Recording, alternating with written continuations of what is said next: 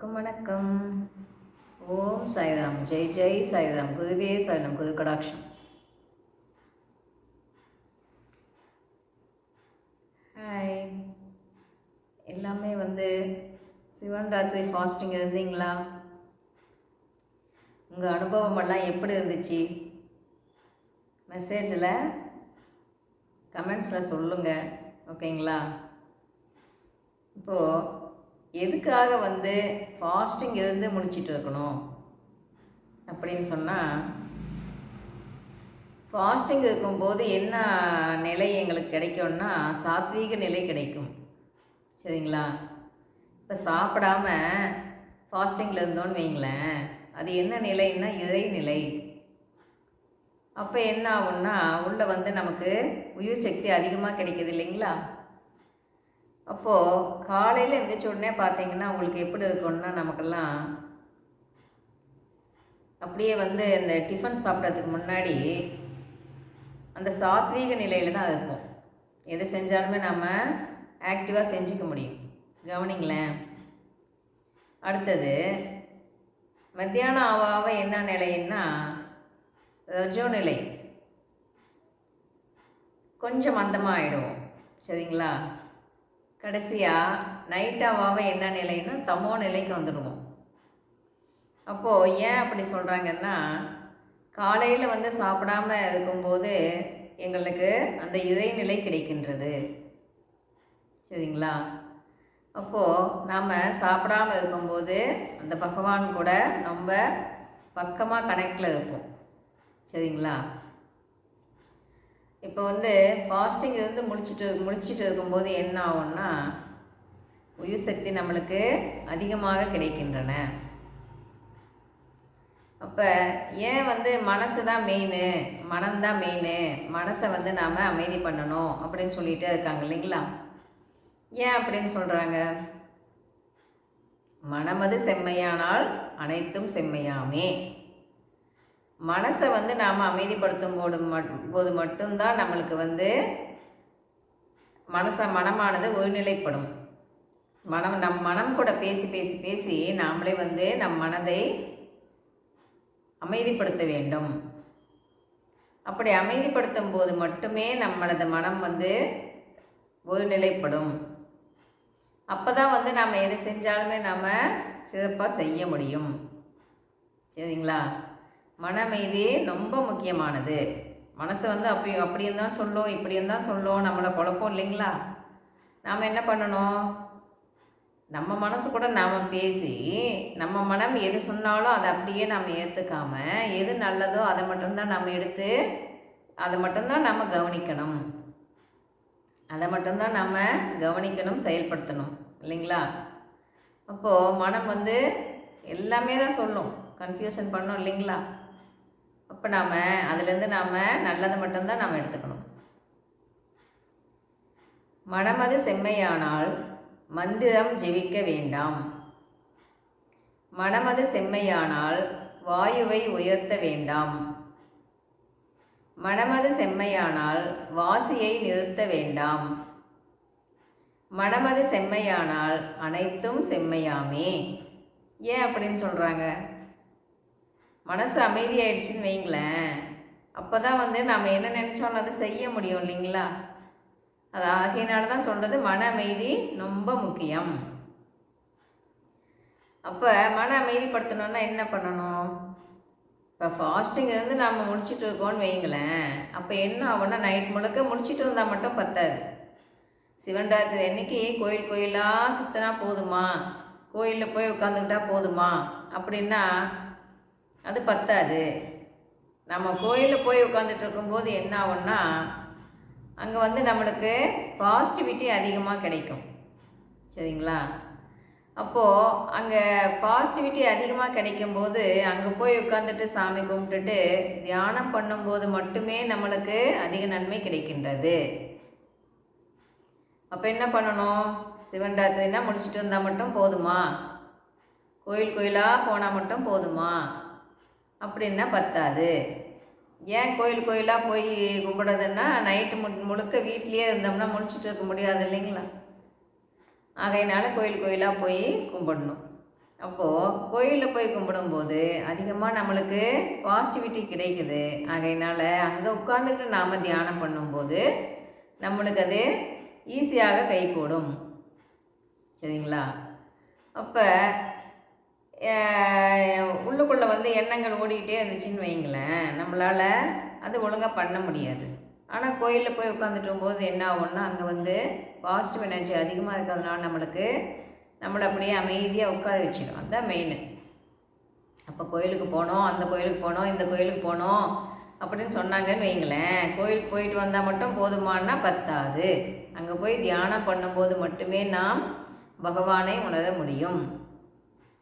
அப்போ தான் வந்து நாம் எதாவது பண்ணணும் அப்படின்னா கூட என்ன பண்ணணும், அச்சீவ் பண்ணணும், ஏதாவது நாம் என்ன வச்சுட்டு இருக்கோம் அதெல்லாம் செய்யணும். ஆனால் இப்போ நம்மளால் செய்ய முடியல. ஏன்? நம்மளை நாமளே கேள்வி கேட்கணும் இல்லைங்களா? கேட்கும்போது தான் அதுக்கு பதில் கிடைக்கும். மன அமைதி எவ்வளோ முக்கியம். மனசு கூட பேச பேச தான் மனசு அமைதிப்படும். இல்லைன்னா அமைதிப்படுமானா படாது. திரும்ப திரும்ப அது வந்து இப்போ இவ்வளோ வருஷமாக பழக்கம் பண்ணிடுச்சு இல்லைங்களா? அப்போ எது சொல்லிச்சோ அதெல்லாம் திரும்ப திரும்ப திரும்ப திரும்ப சொல்லும்.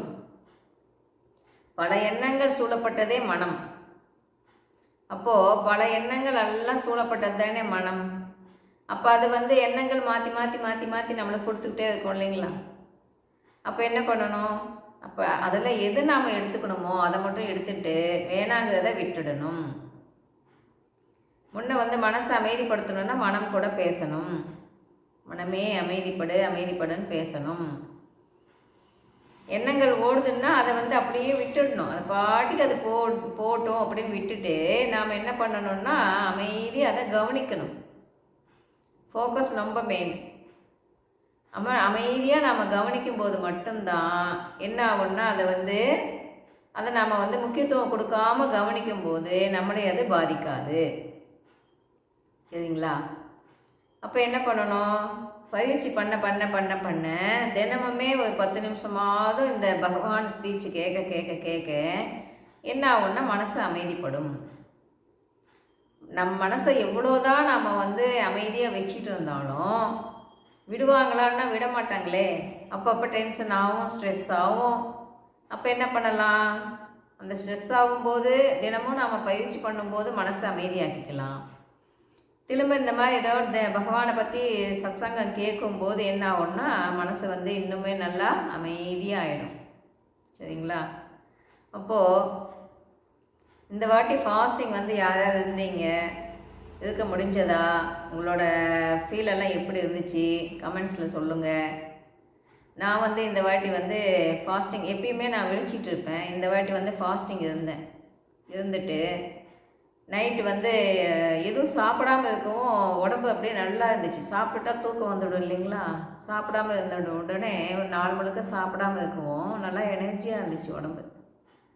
நம்ம உடம்பு வந்து ஏற்றுக்குதுங்க. நம்ம மனசு வந்து நாம் சாப்பிட்டு பழக்கம் படுத்திட்டோமா என்ன ஆகுதுன்னா அந்த மனமானது அந்த டைம் ஆனால் அதை சாப்பிடணும், இந்த டீ குடிக்கணும், சாப்பிடணும்னு மனசு தான் சொல்லுதே ஒழிய நாம் வந்து சொல்லிட்டோம் இன்றைக்கி சாப்பிடக்கூடாது அப்படின்னு நாம் நினச்சிட்டோம்னா உடம்பானது அதை ஏற்றுக்குது.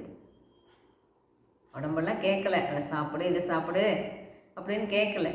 நம்ம மனம் தான் நம்மளை அதை சாப்பிடணும் இதை சாப்பிடணும்னு டைமுக்கு நாம் சாப்பிட்டுட்டே இருக்கோம் இல்லைங்களா? அப்போது உண்மையாலுமே வந்து சாப்பிடாமல் இருக்கும்போது அதிகப்படியான எனர்ஜி உடம்புக்கு கிடைக்கின்றது. முடிச்சிட்டு இருக்கிறதுக்கும் ஈஸியாக இருந்துச்சு. கோயில் நாலஞ்சு நாமளும் எல்லா கோயிலுக்குமே போயிட்டு அங்கே போய் வந்து நல்லா தியானத்தில் உட்கார்ந்த உடனே அவ்வளோ நல்லா இருந்துச்சு. அந்த கோயிலில் வந்து அதிகப்படியான பாசிட்டிவிட்டி கிடைக்குது இல்லைங்களா? ஆகையினால அங்கே கோயிலில் போய் உட்கார்ந்த உடனே அவ்வளோ நல்லா இருந்துச்சு. அப்படியே ஆனந்தமாக சுகமாக இருந்துச்சு. அப்போது அந்த சுகம் எல்லாத்துக்குமே கிடைக்கணுன்னா என்ன பண்ணணும்? தினமுமே வந்து கொஞ்ச நேரமாச்சும் அந்த பயிற்சி பண்ண வேண்டியது மிக மிக அவசியம். 40 வயசுக்கு மேலே ஆயிடுச்சுன்னு வைங்களேன், கண்டிப்பாக வாக்கிங் நடக்கணும். ஒரு 20 மினிட்ஸ் இல்லைன்னா 1/2 hour வாக்கிங் கண்டிப்பாக போகணும். போகும்போது தான் சாப்பிட்றதெல்லாம் நல்லா அப்போ தான் ஜீரணமாகும்னு சொல்லுவாங்க டாக்டர்ஸ். வந்து 40 வயசு தாண்டிடுச்சின்னா 30 மினிட்ஸ் கண்டிப்பாக நடக்கணும் அப்படின்னு சொல்கிறாங்க. காலையிலையோ இல்லை சாயங்காலமோ எப்போ டைம் கிடைக்குதோ நடக்கலாம். சரிங்களா? அப்போ காலையில் முடியலனாலும் ஈவினிங் நடக்கலாம். எப்போ டைம் கிடைக்குதோ நடக்கலாம். கொஞ்ச நேரம் தினமுமே எக்ஸசைஸ், மூச்சு பயிற்சி, தியானம் அதெல்லாம் பண்ணும்போது நம்ம உடம்பை நம்ம ஆரோக்கியமாக பார்த்துக்கலாம். மெயினாக உடம்பு போடாமல் பார்த்துக்கணும், தொப்பை விழுவாமல் பார்த்துக்கணும்னு வைங்களேன். இது ரெண்டும் வந்துருச்சுன்னா தான் உடம்பு வந்து கனமாக ஆகிடுது இல்லைங்களா? அப்போ என்ன சொல்கிறாங்கன்னா, சத்தாக சாப்பிட்டுக்கோங்க, கொஞ்சம் கம்மியாக சாப்பிட்டுக்கோங்க. எப்பயுமே சாப்பிட்றத விட கொஞ்சம் கம்மியாக சாப்பிட்டுக்கோங்க, ஆனால் சத்தான உணவாக எடுத்துக்கோங்கன்றாங்க. நம்மளுக்கு தேவை எனர்ஜி தானே ஒழிய ஃபுல்லாக சாப்பிடணும் அப்படிங்கிற அவசியமே இல்லை. அப்போ ஃபுல்லாக சாப்பிடும்போது என்ன ஆகுதுன்னா, நம்மளுக்கு உடம்பு வந்து ஒரு மாதிரி கனமாக ஆகிடுது. இப்போ சின்ன பிள்ளைங்களெல்லாம் ஜீரணம் எப்படி ஆகும், அதே போல் ஆகாது இல்லைங்களா? அதுக்கு தக்காப்பில் நம்ம வந்து கம்மியாக சாப்பிட்டுக்கும் போது நம்மளுக்கு ஜீரணமாக எளிதாக ஆகின்றது. அப்போ என்ன பண்ணலாம், சாப்பிடும்போது நல்லா கூழ் போல் மென்று உள்ளே விழுங்கும்போது ஜீரணம் வந்து சீக்கிரமாக ஆகிறதுக்கு ஈஸியாக ஆகின்றது. சரிங்களா? அப்போ என்ன பண்ணலாம், சாப்பிடும்போது நம்ம எப்பயுமே சாப்பிடாத கொஞ்சம் கம்மி பண்ணி சாப்பிட்டுக்கலாம். ஆனால் அதை வந்து எனர்ஜியான ஃபுட்டாக எடுத்துக்கலாம். சரிங்களா? அப்படி சாப்பிடும்போது நம்மளுக்கு அதிகப்படியான சக்தி கிடைக்கின்றது. ஜீரணம் ஆகிறதுக்கு ஈஸியாக ஆகணுன்னாலும் நம்ம கூழ் போல் நல்லா மென்று முழுங்கும்போது சீக்கிரமாக ஜீரணம் ஆகின்றது. சரிங்களா?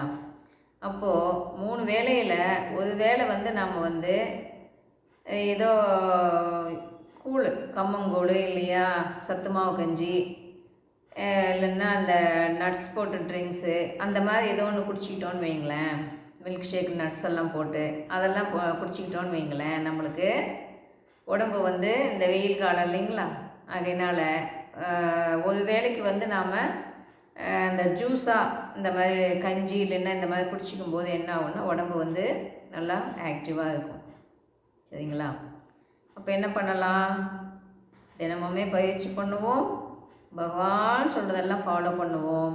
மனம் அமைதியாக இருக்க வேண்டியது மிக மிக அவசியம். அதை நாம் கடைப்பிடிச்சிக்கிட்டே வரணும். அப்போ தான் நாம் நினச்சதை நம்மளால் செய்ய முடியும், இல்லைன்னா முடியாது. நம் மனதை நாம் ஜெயிக்கணும் இல்லைங்களா? அப்போது பகவான் சொல்கிறத ஃபாலோ பண்ணுவோம், ஹாப்பியாக வாழ்வோம். விடாமுயற்சி வெற்றி கொடுக்கும், வெற்றி நிச்சயம். பாய். கேட்டதுக்கு நன்றி.